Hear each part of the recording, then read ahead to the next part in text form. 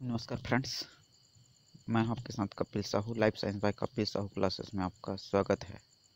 आज हम लोग देखेंगे पैराथायराइड ग्लैंड। सबसे पहले हम लोग ये देख लेते हैं कि पैराथायराइड ग्लैंड होता क्या है। तो पैराथायराइड ग्लैंड एंडोक्राइन ग्लैंड होता है, अंतःस्रावी ग्रंथि होता है। यानी कि ये नलियों में नहीं बहता, डायरेक्ट ब्लड फ्लो में ये शामिल होकर अपना प्रतिक्रिया शो करते हैं। तो ये एंडोक्राइन ग्लैंड होते हैं। पैराथायराइड ग्लैंड ये 4 के संख्या में थायराइड ग्लैंड के पास ही प्रेजेंट होते हैं। तो और बेसिकली ह्यूमन बीइंग में ये देखने को मिलता है। Posterior surface of thyroid gland ये देखने को मिलेंगे। एकदम इसका साइज छोटा होता है, very small in size. 6 mm से 6 mm लंबे और 3 mm तक चौड़ाई में ये देखा गया है। डार्क और ब्राउन इसका कलर जनरली होता है। आप लोग डायग्राम में देख पा रहे हैं थायराइड ग्लैंड के साथ में ही पैराथायराइड ग्लैंड जो 4 की संख्या में येलो कलर में शो किए जा रहे हैं। तो ये येलो कलर में जो शो किए जा रहे हैं पैराथायराइड ग्लैंड है। इस डायग्राम में और क्लियरली शो किया जा रहा है पैराथायराइड ग्लैंड को। जो येलो कलर्ड स्ट्रक्चर जो दिखाई दे रहे हैं, right parathyroid gland, right side वाले जो पैराथायराइड ग्लैंड है उसको बोलेंगे। लेफ्ट साइड में जो पैराथायराइड ग्लैंड है उसको लेफ्ट पैराथायराइड ग्लैंड। हिस्टोलॉजी अगर देखें पैराथायराइड ग्लैंड का तो बेसिकली ये 2 टाइप के सेल्स से मिलकर बने होते हैं, जिसमें चिप सेल्स होते हैं और ऑक्सीफेज सेल्स। चिप सेल्स अगर देखें तो ये पैराथार्मोन सीक्रेट करता है, जबकि ऑक्सीफेज सेल्स अगर देखें तो ये degenerated chief cells and their function is unclouded. तो इसका फंक्शन अभी तक खोजा नहीं गया है। डिजेनरेटेड चिप सेल्स ही होते हैं ये ऑक्सीफेज सेल्स।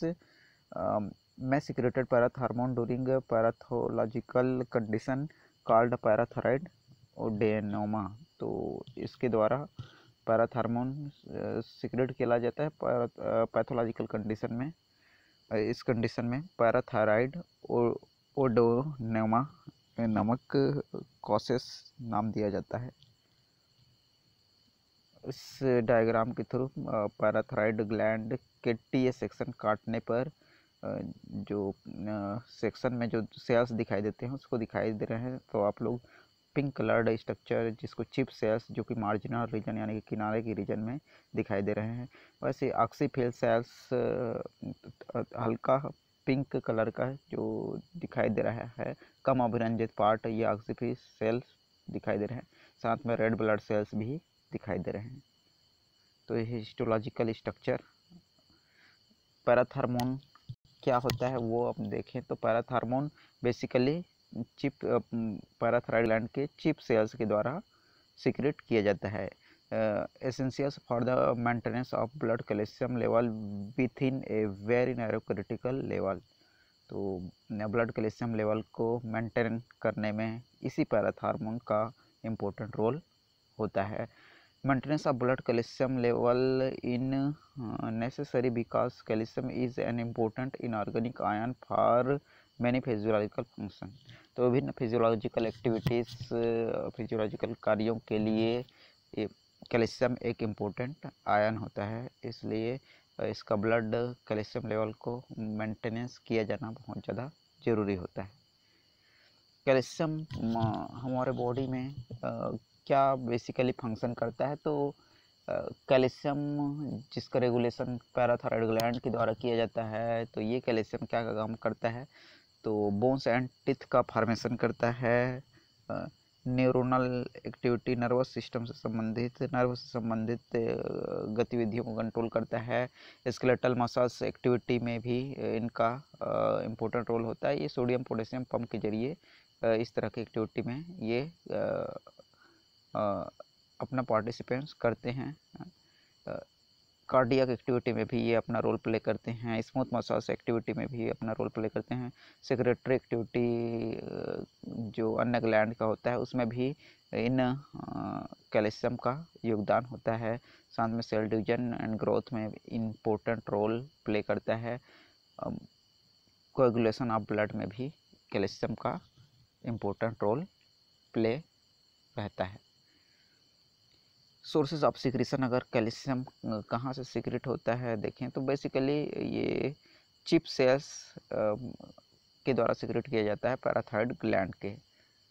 केमिस्ट्री अगर पैराथार्मोन का देखें तो पैराथार्मोन इस नेचर ऑफ प्रोटीन नेचर के बेसिकली होते हैं। प्रोटीन आप लोगों को पता है कि अमीनो एसिड से मिलकर बने होते हैं, तो ये प्रोटीन पैराथार्मोन नामक प्रोटीन 84 अमीनो एसिड से मिलकर बने होते हैं, जिसका मोलिकुलर वेट 9500 तक होता है। Half life of plasma level अगर पैराथार्मोन का देखें तो पैराथार्मोन है से हाफ लाइफ ऑफ 10 मिनट्स। तो बेसिकली इसका हाफ लाइफ टाइम अगर देखें तो 10 मिनट्स इसका हाफ लाइफ टाइम होता है। Normal plasma level of parathormone is about 1.5 to 5.5 mg/dl। तो इसका नॉर्मल प्लाज्मा लेवल पर पैराथार्मोन का अमाउंट दिखाया जा रहा है। सिंथेसिस, अगर पैराथार्मोन का सिंथेसिस कहाँ से होता है तो बेसिकली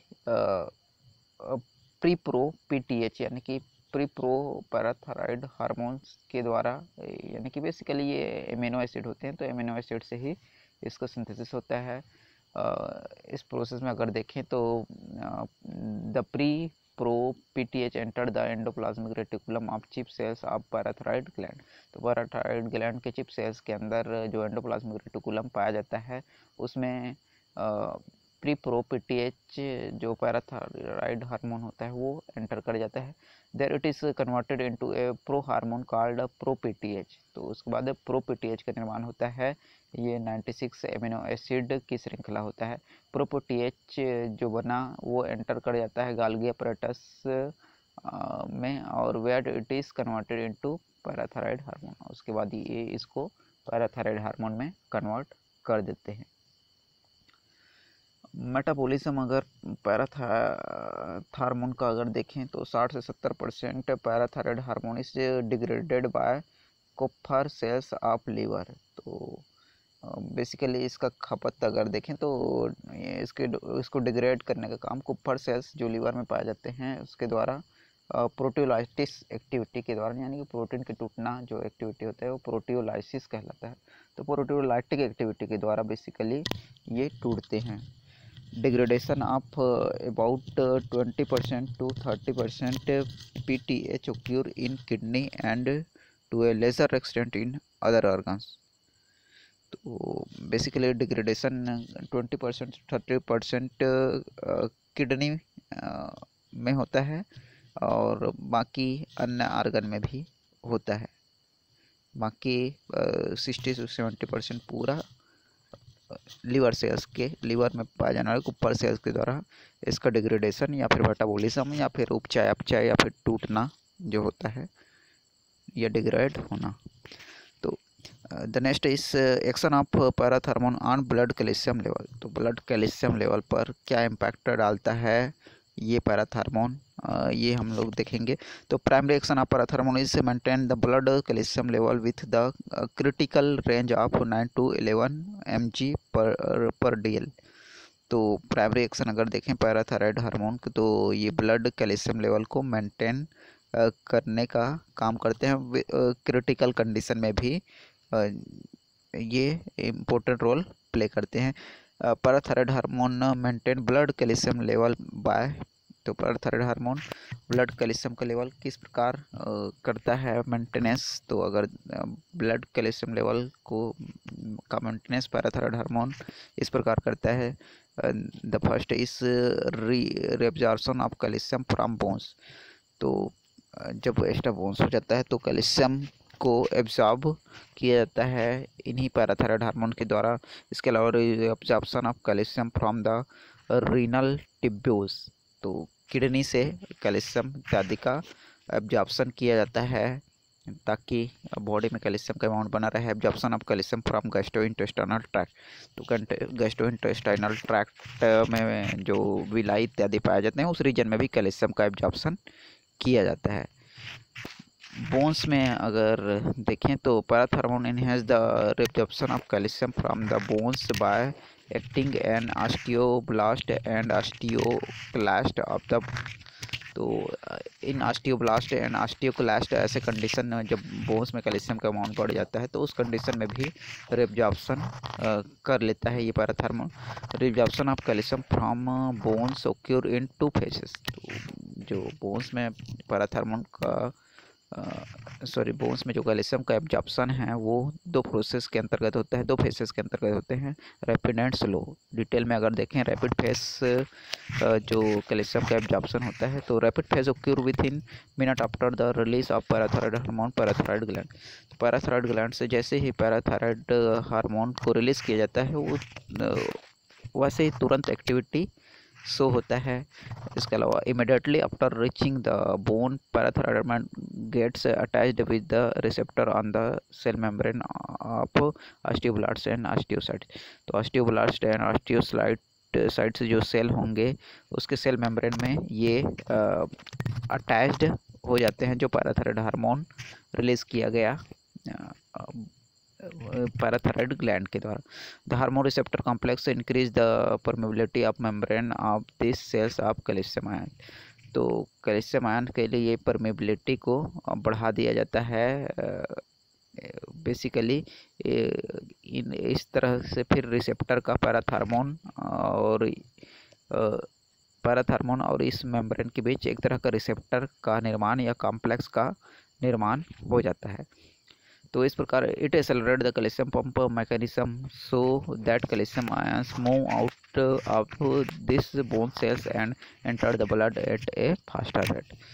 तो बोन से फिर कैल्शियम वापस खींच लिया जाता है ब्लड के अंदर और ये फास्टर रेट से होते हैं, इस वजह से ये फास्ट प्रोसेस है और इस तरह का कैल्शियम एब्जॉर्प्शन के लिए काम करते हैं कैल्शियम पंप मैकेनिज्म। तो जो पंप सिस्टम होता है बॉडी में जैसे सोडियम पोटेशियम पंप होता है वैसे ही कैल्शियम का भी एब्जॉर्प्शन वापस ब्लड में कर लिया जाता है। स्लो फेज में भी कैल्शियम का एब्जॉर्प्शन किया जाता है। तो slow phase of calcium absorption from bone is due to the activation of osteoblast by parathyroid hormone. तो पैराथायरॉयड हार्मोन के द्वारा ऑस्टियोक्लास्ट सेल को एक्टिवेशन किया जाता है। When osteoclast are activated some substance such as proteolytic enzyme citric acid and lactic acid are released from lysosome of this cells. तो जैसे osteoclast जो सेल होंगे वो एक्टिवेट होंगे, कुछ proteolytic enzyme citric acid lactic acid इत्यादि release किए जाएंगे इस टाइप के सेल्स के द्वारा। आगे क्या होता है वो देखते हैं। ऑल दिस सब्सटेंस डाइजेस्ट और dissolve the organic matrix of the bone release the calcium ion. तो ये सब भी सब्सटेंस डिसॉल्व होते हैं मैट्रिक्स ऑफ बोन में और फिर उस बोन से रिलीज किया जाता है कैल्शियम आयन को। The calcium ion slowly enter the blood, और ये कैल्शियम आयन धीरे धीरे ब्लड में एंटर करने लगते हैं। तो इस प्रकार ब्लड में ये कैल्शियम फिर वापस आ जाते हैं। ये स्लो प्रोसेस होता है। Parathyroid hormone calcium reabsorption from bone by stimulating the proliferation of osteoblast cell. तो प्रोलिफरेशन यानी कि संख्या में वृद्धि जब बहुत ज़्यादा हो जाता है कैल्शियम इत्यादि का, जिस कंडीशन को ऑस्टियोक्लास्ट कहा जा सकता है, तो इस कंडीशन में स्टिमुलेट किया जाता है, पैराथायरॉयड हार्मोन रिलीज़ किया जाता है और ये अपना एक्शन करके कैल्शियम को रिएब्जॉर्ब कर लेते हैं। किडनी में अगर पैराथायरॉयड हार्मोन का एक्शन अगर देखें तो parathyroid hormone increase the reabsorption of calcium. Calcium के रिएब्जॉर्प्शन को ये पैराथायरॉयड हार्मोन बढ़ा देता है किडनी में भी। It increase calcium reabsorption mainly from distal converted tubule. तो distal converted tubule, proximal converted tubule, collecting duct इत्यादि पार्ट से ये कैल्शियम का एब्जॉर्प्शन कर लेते हैं।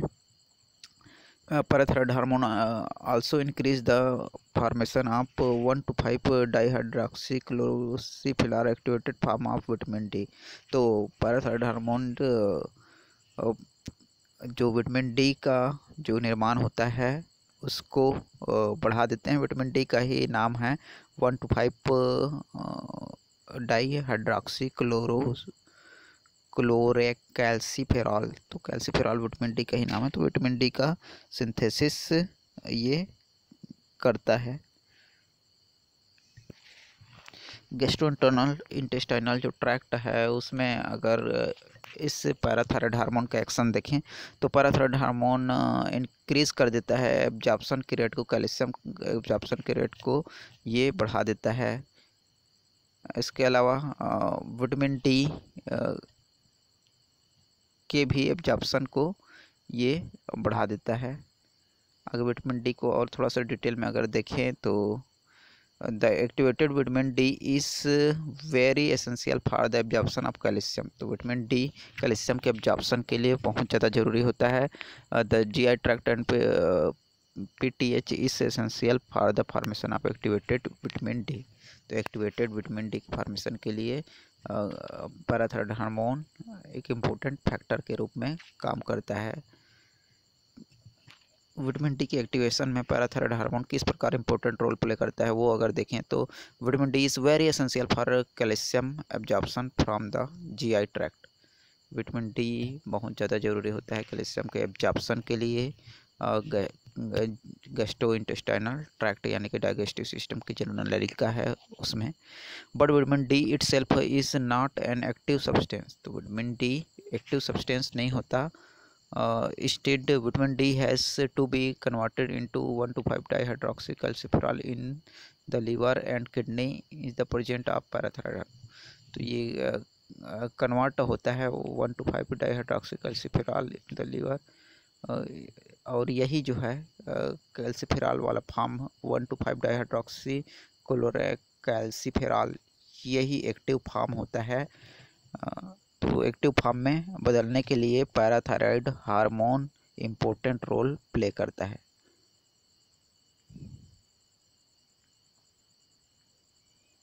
इस चार्ट के माध्यम से समझाया जा रहा है कि कैसे विटामिन D3 विटामिन डी में अगर देखें तो बेसिकली D3 इम्पोर्टेंट कंपोनेंट होता है या फिर D3 सबसे इम्पोर्टेंट विटामिन होता है जिसका नाम दिखाया जा रहा है कोलेकैल्सिफेरॉल। ये इनएक्टिव फॉर्म होता है। ये कोलेकैल्सिफेरॉल को इनहिबिट किया जाता है 25 हाइड्रोक्सी कोलेकैल्सिफेरॉल के द्वारा और फिर ये बनाते हैं 1 to 5 डाईहाइड्रोक्सीक्लोरोक्ैल्सिफेरॉल। यही एक्टिव फॉर्म होता है विटामिन D3 का और ये विटामिन D3 कैल्शियम के एब्जॉर्प्शन को बढ़ा देता है।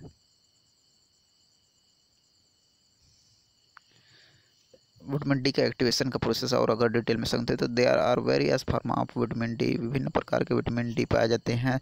मोस्ट इम्पोर्टेंट विटामिन डी होता है विटामिन D3 सबसे इम्पोर्टेंट फॉर्म होता है। कोलेकैल्सिफेरॉल के नाम से भी ये जाना जाता है। बेसिकली ये स्किन के द्वारा सिंथेसिस किए जाते हैं। अल्ट्रावायलेट रेज भी इम्पोर्टेंट रोल प्ले करते हैं। ये अल्ट्रावायलेट रे सूर्य की किरणों से ही टकराकर ये वापस आते हैं। It is also obtain from dietary sources. तो डाइटरी सोर्सेस के रूप में ऑब्टेन किया जाता है ये विटामिन डी। तो एक इम्पोर्टेंट कंपोनेंट है हमारे बॉडी के विटामिन जो ज़रूरत है उसके लिए। विटामिन D3 का एक्टिवेशन अगर देखें तो थोड़ा लंबा प्रोसेस है तो इसमें ज़्यादा डिटेल हम लोग नहीं जाएंगे। Role of calcium ion in regulation 1 to 5 dihydroxycalciferol. तो कैल्शियम आयन एक रेगुलेशन में जो डाईहाइड्रोक्सीक्ैल्सिफेरॉल यानी कि विटामिन डी का रेगुलेशन में इम्पोर्टेंट रोल प्ले करते हैं। When blood calcium level increase, जैसे ब्लड कैल्शियम लेवल बढ़ता है, in inhibit the formation of 1 to 5 dihydroxycalciferol means active vitamin D. तो एक्टिव विटामिन डी का फॉर्मेशन को रोक दिया जाता है जैसे ही कैल्शियम लेवल बढ़ता है। The mechanism involve in the inhibition of the formation of 1 to 5 is a follows: increase the calcium ion concentration, directly suppress the conversion of 1 to 25 hydroxycalciferol to dihydroxycalciferol। तो इस तरह के प्रोसेस से calcium ion और vitamin D3 के बीच interaction के फलस्वरूप vitamin D का फॉर्मेशन, एक्टिव विटामिन डी का फॉर्मेशन होता है। इसका रेगुलेशन कैल्शियम आयन के द्वारा किया जाता है और कैल्शियम आयन का भी रेगुलेशन किया जाता है किसके द्वारा? पैराथायराइड हार्मोन के द्वारा।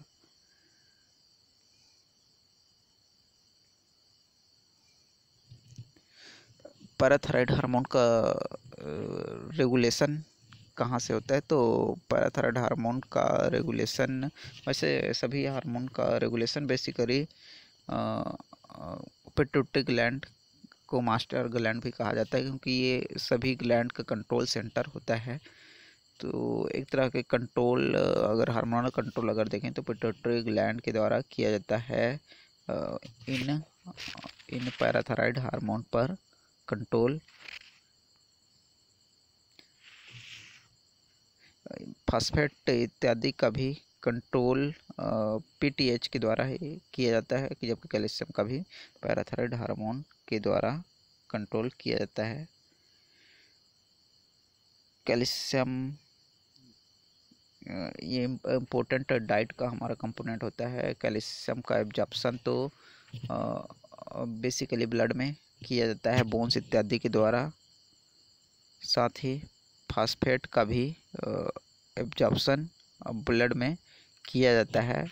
बोन्स में कैल्शियम के साथ फास्फोरस भी पाया जाता है, तो फास्फोरस का भी एब्जॉर्प्शन इन्हीं पैराथायराइड हार्मोन के कंट्रोल के द्वारा किया जाता है। तो उपरोक्त अध्ययन से हमें यहाँ पता चलता है कि parathyroid hormone basically parathyroid gland, जो कि एक तरह का एंडोक्राइन ग्लैंड है, के द्वारा सिक्रेट किए जाते हैं, और ये बॉडी में कैल्शियम और फास्फोरस के को मेंटेन करके रखता है। कैल्शियम के अमाउंट को जब ज़्यादा हो जाता है तो ये बॉडी में वापस ब्लड में एब्जॉर्ब करते हैं। वैसे फास्फोरस को भी जब अमाउंट बोन्स इत्यादि में ज़्यादा हो जाते हैं तो इसको एब्जॉर्ब करते हैं। विटामिन डी के एब्जॉर्प्शन में भी important role in parathyroid hormone का होता है। Thank you.